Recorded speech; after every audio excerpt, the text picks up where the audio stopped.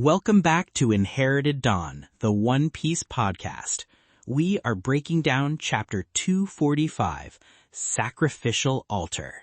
And on that altar, Zoro Roanoa, a man surrounded by sharks on an island ruled by a self-proclaimed god, looks his friend in the eye and says, he's never prayed to a god in his life. That line hits like a cannonball. It defines him completely. If you believe that a person's will is what truly shapes the world, not some unseen force, then follow this channel. It's like a Vivre card pointing you to more One Piece breakdowns. We start with Luffy, Sanji, and Usopp on the Milky Road, heading for that same altar. Right, they're in that little dial boat Konis gave them, and Sanji is immediately worried about her. It's just who he is. He can't leave someone behind without looking over his shoulder. This is the guy who fed Jin, a starving enemy pirate, no questions asked.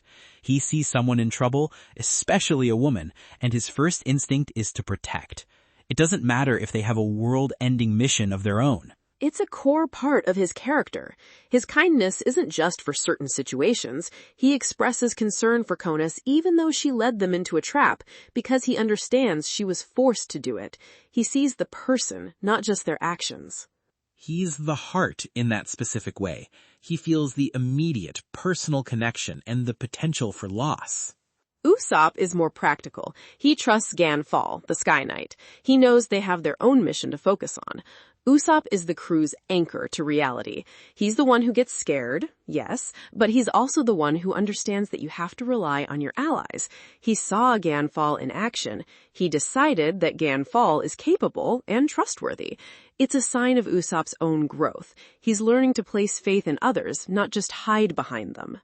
And Luffy's mission is to complain that their boat is slow and uncool. The kid has one priority, and it's adventure. If it's not fast and awesome, he's not interested. Sanji just telling him to deal with it is such a classic older brother moment. You can practically hear the sigh in Sanji's voice. He's juggling his concern for Konis, the reality of their dangerous situation, and a captain who is essentially a child demanding a cooler toy.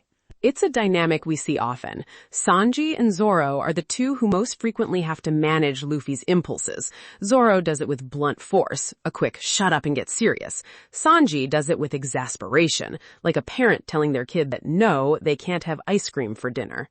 They see the entrance to the forest of Upper Yard, and the scale of it stops them. Sanji notes the trees must have taken thousands of years to grow this large. This really brings up the idea of Virth, or solid ground, in Skypiea. For the Sky Dwellers, soil itself is a precious, almost mythical commodity. This forest isn't just big, it represents a piece of the blue sea, a lost world existing in the clouds. This is the kind of world building that gets me. Oda doesn't just say it's a big forest. He has a character grounded in time, 1,000 years. You feel the weight of this place before they even step foot in it. 1,000 years is longer than most real-world countries have existed. These trees have seen history that no one alive remembers. It makes the Straw Hats feel small, like they're stepping into a place that operates on a different time scale. It feels ancient and untouched, a place that predates Skypiea as they know it. It hints that the history of this island is far more complex than a simple society living in the sky. Earth doesn't naturally form 10,000 meters above the sea. Its presence here is a question that demands an answer. Luffy's reaction is, of course, I'm gonna climb it. No sense of scale, no fear, just a new jingle gym. But as they get to the entrance, Sanji gets serious. He says there's no turning back. Usopp starts to say he's not ready, but Luffy just screams, "Let's go," and they're in. It summarizes their dynamic so well. Sanji assesses the risk, understanding the commitment they are making by entering this forest. Usopp feels the fear, the very human and relatable hesitation before crossing a point of no return. And Luffy just runs headfirst into the danger, pulling the others along in his wake. He is the engine of their adventure. Exactly. Luffy doesn't overcome fear. I don't think he even processes it in the same way. For him, the unknown isn't something to be afraid of. It's something to be conquered and explored. He is pure forward momentum, and the danger finds them immediately. Usopp gets that feeling of being watched, and then he sees it. All these ships just cut in half, lying wrecked in the woods. Which raises the question, what are ocean-going ships doing in a forest on a sky island? The only logical answer seems to be that they were blasted up into the sky by the knock-up stream. These are the remains of other explorers, other pirates who were unlucky. This forest is a graveyard. It's a visual warning. This is what happens to people who come to Skypiea uninvited. They don't just get judged by a god, they get lost in his backyard and torn to pieces. And who cut them in half? We get the answer right away. A massive blade on a chain swings at them out of nowhere. Luffy calls them Scythe monsters. They're clearly traps, intelligently designed, not just random monsters. The blades are attached to the giant vines, using the natural environment as part of the mechanism. Someone or something has fortified this forest. This isn't wild territory, it's a defended fortress. The action here is so good. It's pure chaos, just the three of them trying to navigate this tiny boat while these giant metal blades try to slice them to ribbons. You feel the speed and the panic. Usopp is screaming, Sanji is paddling and yelling orders. Luffy is just wide-eyed and treating it like the best theme park ride ever. They barely make it through, but they're pushed way deep into the forest, far from the entrance. They've survived the first test, but now they're lost. And immediately a new threat appears. A giant eel-like creature rises from the Cloud River. But this is where Sanji reminds you who he is. Before the monster is even a real threat, before Usopp can even finish screaming, Sanji is in the air. He just jumps off the boat, runs up the creature's own body, and one-shots it with a kick. No hesitation. Just problem, solution, done. It's not even a fight. It's an extermination. And he immediately understands. He says someone is trying to protect something here. The traps, the monsters. This isn't just a dangerous place. It's a guarded place. He connects the man-made traps with the natural predators and realizes they serve the same purpose. That's the key. Sanji's not just a fighter, he's smart. He reads the situation. He did this in Alabasta with his whole Mr. Prince persona, figuring out Crocodile's plan from the shadows. Here, he's doing it again. He sees the pieces, the traps, the beasts, the isolation, and puts together the puzzle. This forest is a fortress, and they just broke in. He knows they're not just exploring anymore, they're trespassing on actively hostile ground. Their path leads them to a huge, statue-like gate. It looks like a face, mouth agape, with 4 paths leading from it. This is where it becomes clear what their journey is about. The trial of swamp, the trial of iron, the trial of string, and the trial of orb. Bro, this is straight up adventure. Oda is turning Skypiea into a classic dungeon crawl, and I am all for it. They have to choose their path. It's like something out of an old myth or a video game. You're presented with distinct challenges, and you have to choose which one to face. It's a test. These aren't just random paths. They are clearly labeled trials. This implies a purpose, a judge, and a goal. Someone wants to test those who enter this forest. The names themselves suggest a lot. Iron suggests a trial of strength or combat. Swamp, a trial of endurance or navigation.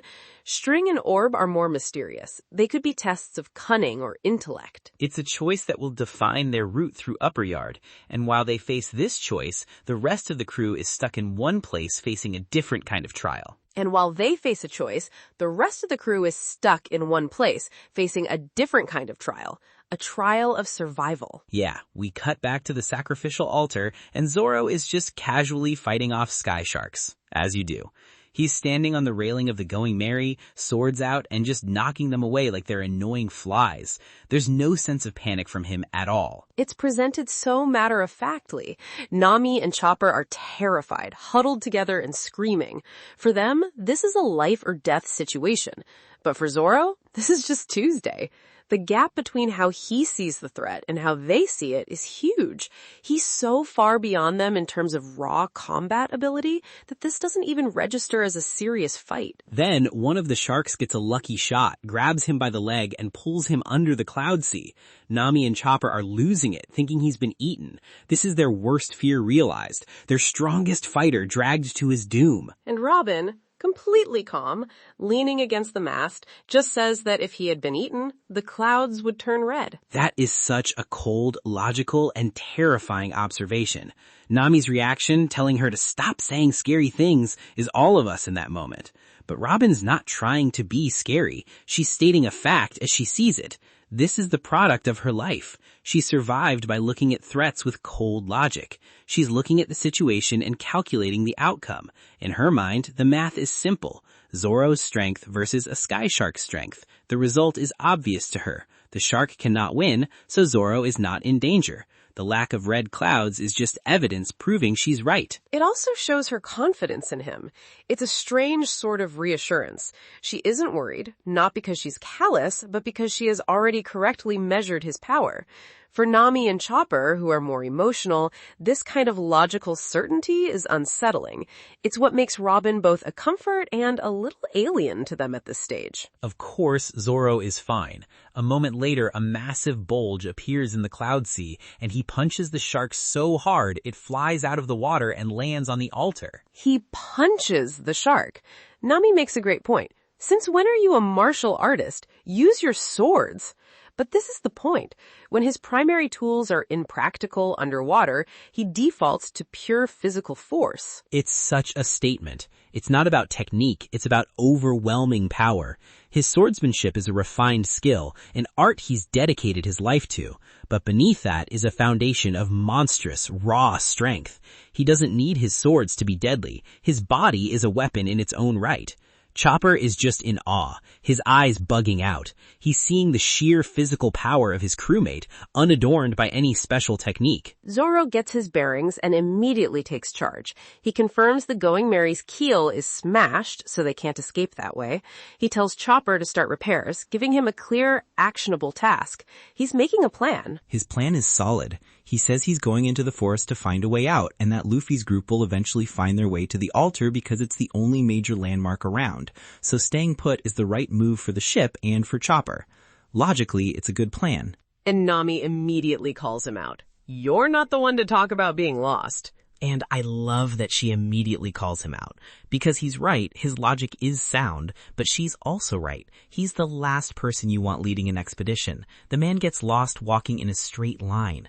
The crew knows each other so well. That's the bond. They can respect his strength and his intelligence while also relentlessly making fun of his complete lack of a sense of direction. It keeps him grounded. Zoro's goal is simple. He wants to meet this God everyone keeps talking about. He's not interested in escaping. Not really. He heard there's a strong guy in charge and he wants to see for himself. It is the same impulse that led him to challenge Mihawk. He seeks the pinnacle of strength, and if someone is calling themselves God, Zoro feels an obligation to test that claim. Nami is horrified. She tells him he needs to apologize to God, to pray for forgiveness. She's thinking like a normal person would in this situation. You've trespassed, you've broken the rules, you appease the local deity and hope for mercy. She is operating on the rules of the normal world. Which sets up the single most important line in the chapter. Zoro just looks at her, completely serious, and says, I've never prayed to a god. That line changes the entire tone of the arc. It's not just a cool comeback. It is his entire worldview, his entire philosophy summed up in 6 words. He doesn't rely on fate or destiny or some higher power. He relies on himself, his swords, and his captain. That's it. In a world of devil fruits and strange powers and literal gods, Zoro's strength comes entirely from his own will, his own effort, his own refusal to bend. To say it here, in a place called the Sacrificial Altar, on an island ruled by a so-called god, is a declaration of war. It's not just a statement against Enel, it's a statement against the very concept of a power that demands submission. Zoro has only ever submitted to one man, Dracul Mihawk. And that was in pursuit of his own strength. He has only ever sworn allegiance to one man, Monkey D. Luffy. He does not kneel. It redefines his ambition. To become the world's greatest swordsman, you have to be able to cut anything. But more than that, you have to believe you can. You can't hope for divine favor to guide your blade. You have to believe your own will is stronger than any obstacle, be it steel or diamond or a god. This statement is the bedrock of that belief. It also explains why he follows Luffy. Luffy's ideal is ultimate freedom. He doesn't want to rule anyone, he just doesn't want anyone to rule him. Zoro shares that spirit. He will not be ruled. He will not pray. He will cut down anyone who stands in the way of his promise. Chopper's reaction is pure amazement. He just hears this declaration of absolute self-reliance and is stunned by the conviction. Nami is just praying that this actual god doesn't associate her with Zoro. She's frantically trying to distance herself from this blasphemy. The character moments really work here. Robin, of course, is intrigued. A man who declares he has no need for gods is a historical anomaly in himself. She asks to go with Zoro, citing the age of the ruins. She says history always makes things exciting. This is her truth. For her, these ruins aren't just paths. They are a library waiting to be read. There are to be clues here, whispers of the void century. Zoro agrees, just tells her to stay out of his way. Classic Zoro. He's not a team player unless the team is the full crew. He's a lone wolf who happens to travel in a pack. He sees her as capable, so he doesn't object, but he's not about to hold her hand. Robin also mentions, with a slight smile, that if they find some jewels or treasure, it might help them fix the ship. She knows exactly what she's doing. And that's the magic word. The moment Nami hears jewels, she's in. Her greed completely overrides her fear of God. Her excuse that she's suddenly interested in history is so transparent, and Chopper immediately thinking to himself that it's a complete lie is hilarious. The panel of her with gold coins in her eyes says everything. Her priorities are clear. 1, the crew's safety, 2, her own life, and a very, very close 3, treasure. So, the exploration team is formed. The swordsman who gets lost, the archaeologist who can read the past, and the navigator who can sniff out gold from a mile away. It's a team with a dysfunctional dynamic, yet each member's skills are perfectly suited for uncovering the secrets of Upper Yard. They get to a river and Zoro and Robin just swing across on vines. No problem. They are both supremely athletic and confident. Nami is scared, which is the normal reaction, but she gathers her courage and jumps, only to go way too fast, screaming her head off. And we get a small, elegant display of Robin's power. She doesn't make a big show of it. She just sprouts a few hands from Nami's vine ahead of her. The hands grab the vine, creating friction, slowing her down so she lands safely. It's controlled, precise, and helpful. It shows how integrated she's becoming. This is the first time we've seen her use her powers not for combat, not for espionage, but just to casually help a crewmate. Think about it. In Alabaster, her powers were terrifying, snapping necks, restraining people. Here, she's using them as a safety brake. It's a huge step for her character and for her place in the crew. She's helping without being asked. She's part of the team. They leave, trusting Chopper to handle the ship repairs, and we end on him. Oh, poor Chopper. He's telling himself he didn't go because he wasn't scared. He's trying to hype himself up, puffing out his chest, saying, "A man of the sea stays to guard his ship." He's telling himself a story where he's the brave one, the responsible one. He is being brave and responsible. Guarding the ship is a critical task, but he is trying to convince himself that this was his choice, born of courage rather than fear. And then it hits him. The silence, the emptiness of the altar, the creak of the damaged ship. He's all alone. He's all alone, on the Going Merry, at a place literally called the Sacrificial Altar. He realizes that while the others went off to face known dangers, he was left behind to face the unknown, by himself. He's in the most danger out of everyone, psychologically speaking. Super bad spot for our little doctor. The chapter ends on his terrified face, screaming in the realization of his solitude. It's a fitting punchline, but a dark one. He's completely isolated, and his trial has just begun. It will be a trial of courage. If you've ever been left behind to do the sensible thing and realized it was actually the scariest option, go ahead and drop a comment for our boy Chopper. Give the episode a like for his bravery. What this chapter really does is split the crew into 3 distinct adventure parties. It's a very intentional choice by Oda. You have the vanguard, Luffy, Sanji, and Usopp, plunging forward into the trials. They're the ones driving the plot, facing the direct challenges laid out by Enel. They're the action squad. Then you have the exploration team, Zoro, Robin, and Nami, who are set up to peel back the layers of this island's history. Their journey is about finding the lore, the secrets. And probably the gold. Nami will make sure of it. And finally, you have Chopper, the lone defender of the ship. He's holding down their home base, their only means of escape. His story will be one of suspense and mental strength. Each group has a clear purpose, and the tension comes from them all being separated and facing different kinds of dangers, tailored to their strengths and weaknesses. It also solidifies the core theme of the arc. This isn't just about treasure or adventure anymore. Zoro's line about never praying to a god makes it clear. The Straw Hats are a force that challenges unjust authority by their very existence. They challenged a corrupt marine in Morgan, a tyrant in Wapul, a secret crime lord in Crocodile. They don't recognize a god who rules through fear and arbitrary judgment. They only recognize the strength and bonds of their own crew. This chapter draws that line in the sand. Skypiea is no longer just a fantastic place. It's a kingdom under oppression, and the Straw Hats have just declared, through Zoro's words, which side they're on.